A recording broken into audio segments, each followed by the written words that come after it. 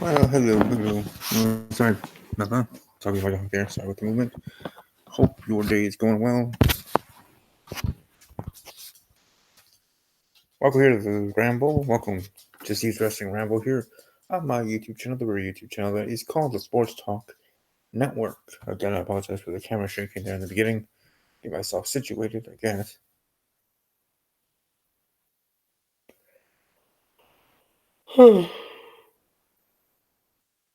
Anyways, very interesting, good episode, I would say. Very good episodes of Monday Night Raw SmackDown Live this past week. The go home shows, 2 WWE Extreme Rules. Very interesting to say the least in the circumstance in regards to how things were left off for feuds heading into the pay per view. And as WWE fans are conditioned to be, or I would maybe even say pro wrestling fans are conditioned to think, whatever happens on a go home show of that brand heading into said pay per view event, the opposite for the result is going to be at said pay per view. And it doesn't always happen. I really should look into that, like try to do some stats and info when that stuff, or when something that was teased or a superstar winning, maybe not against them, but in a match, get over in the story in the feud, heading into the pay per view and the go home show, or SmackDown or whatever, heading into an event, and in the end did win.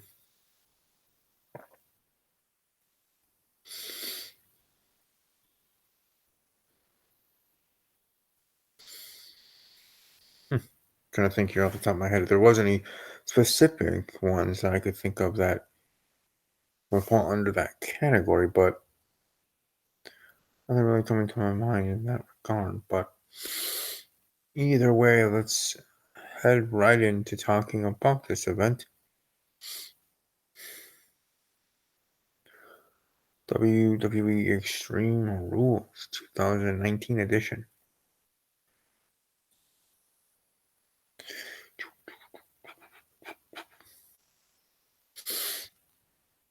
Here we go.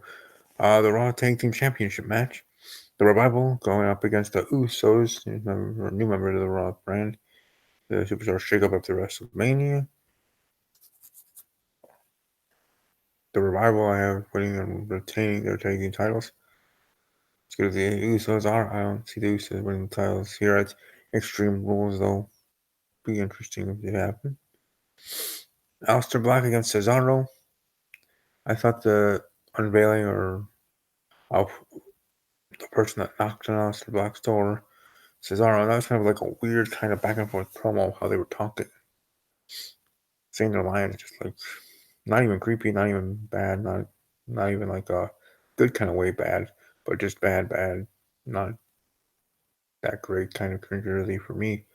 How they were kind of slow and not too much like overacting. It seemed like to me, but doesn't mean the match is gonna be bad. What do you think an Aleister Black Cesaro match could be? I mean, it could be fine, but I'd rather pin Randy Orton or someone to be the one to face Aleister. But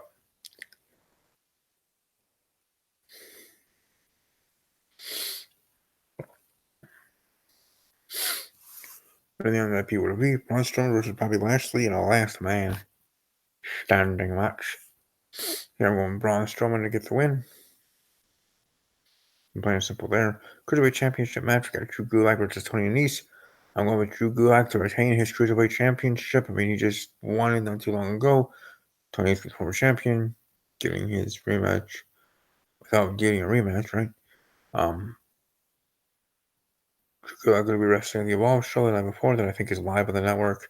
And then at Extreme Rules the next night on Saturday. So he'll be working double duty. Or in a sense, back to back. In the same weekend, different nights. But Gulak to retain.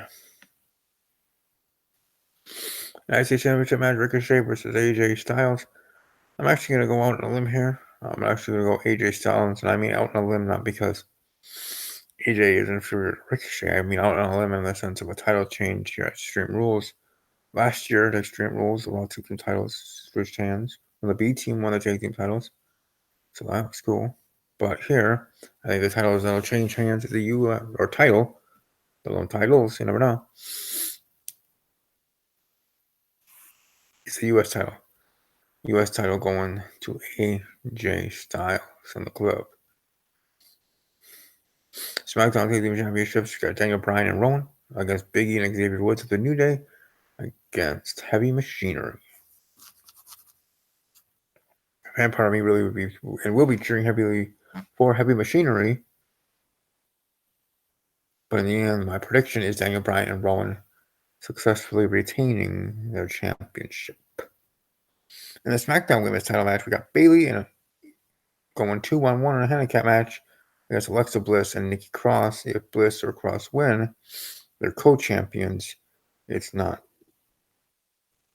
that Bliss is the champion. Nikki Cross just helped. No, they both pretend to be co-champions, from what I understand of the match. Either way, as much as I'm a Bliss fan, I'll be cheering for her, as I always do as a fan of hers. You know, it's been a mark for her. I will still be predicting here that Bayley wins and successfully retains her title. We might see Sasha Banks, we might not. Either way, Bayley getting the win, but Alexa Bliss probably coming close to getting the win.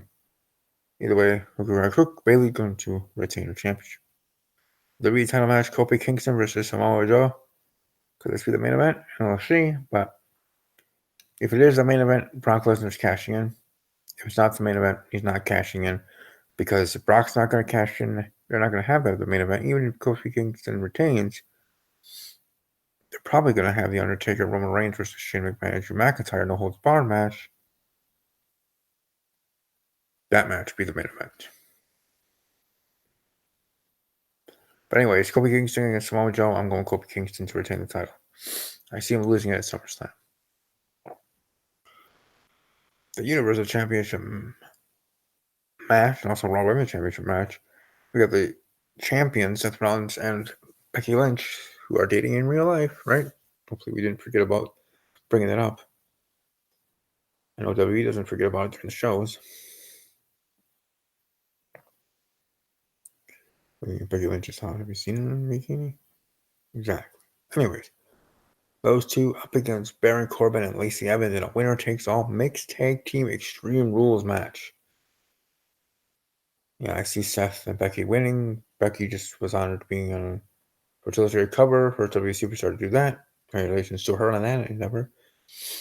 They were at the SPs together with Roman Reigns, who accepted the award for best WWE moment or whatever.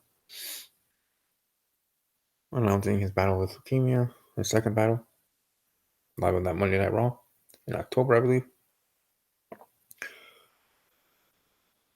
So I don't see Baron Corbin and Lacey Evans, but again, as a fan of Baron Corbin, I'll be cheering for him. But my prediction, journalistic hat, I do say and predict that Seth Rollins and Becky Lynch do win and retain their championships. Then what probably will be the main event of the night, The Undertaker and Roman Reigns versus Shane McMahon and Drew McIntyre. This one's tough for a couple reasons. When you have The Undertaker in this match with Roman Reigns, two top superstars in WWE now, let alone ever, and Shane McMahon and Drew McIntyre, were Drew finding his footing as a great heel character. Shane McMahon being awesome. What he does. And just where I think I could be going for Shane McMahon. But I will predict The Undertaker and Roman Reigns get the win here. 1, 2, 3, Taker and Reigns.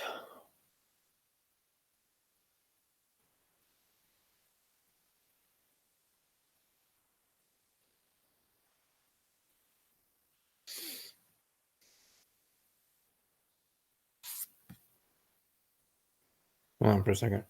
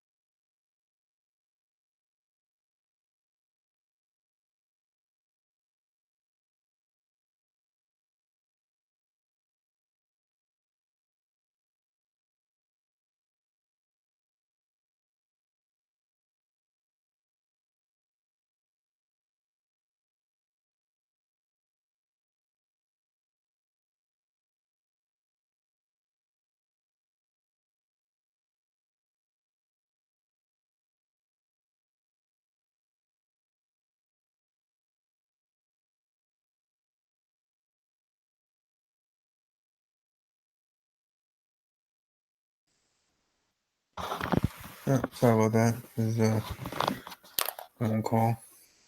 But, oh no, sorry about that. Looking forward to the event. It should be interesting to say the least in regards to what you're going to go down and really how this pay-per-view is going to be handled by WWE. I mean, they have a opportunity here, especially with Paul Heyman and Eric Bischoff being at the helm now for the Raw and SmackDown, respectively. That with this pay-per-view and with things moving forward from there, that a lot of changes possibly could be coming for the shows and for the brand, for the company overall. I mean, that is what's the biggest thing to think of.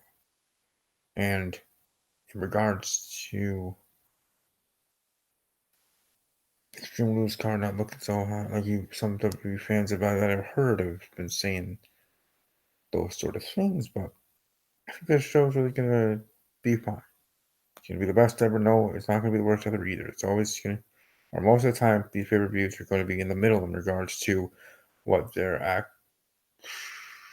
how they're actually done. If they're that dang good or that dang bad, or it's always usually in the middle. For a show that's usually called and simply called B plus B real, best you can hope for. So there you go. But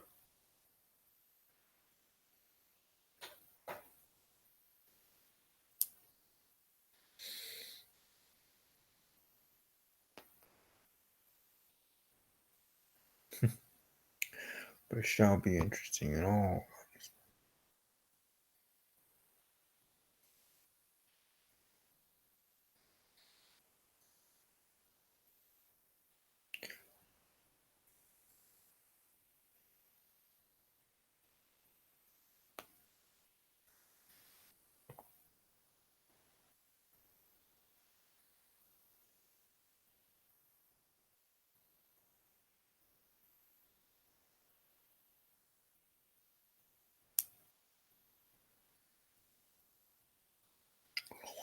Well, we'll tell the whole story here in regards to this Hogwarts game, or not Hogwarts, Harry Potter game we play on the phone. It's actually very interesting in its own way. But back to the pay per view. Like I said, it's me. I kind of did this episode about letting my team members know that I'm going to go live. So, that's them. But not explaining it a little bit earlier and sooner because I didn't know what time I would be able to do it tonight. With other things going on today with birth situation and other things. But just happened I was able to at least to here on a Thursday like I usually would. Then last week's episode had to be done on a Sunday afternoon, evening, whatever that was on Sunday. So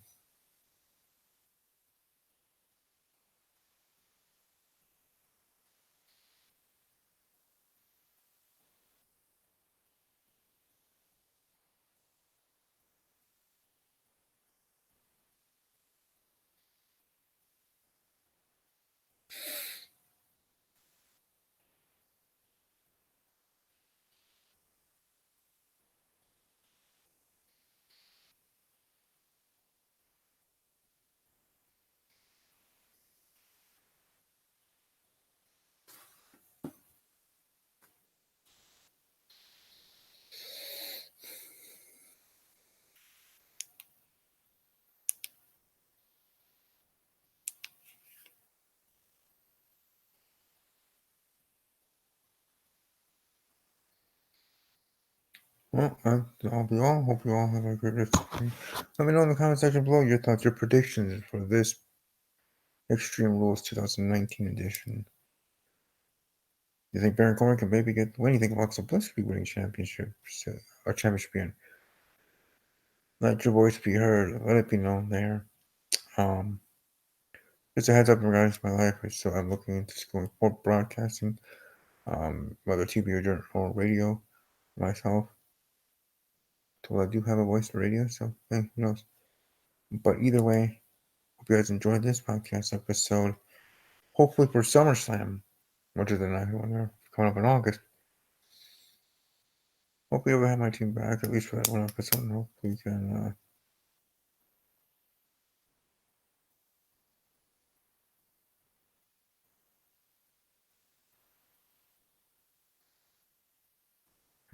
talk about SummerSlam 2019 edition.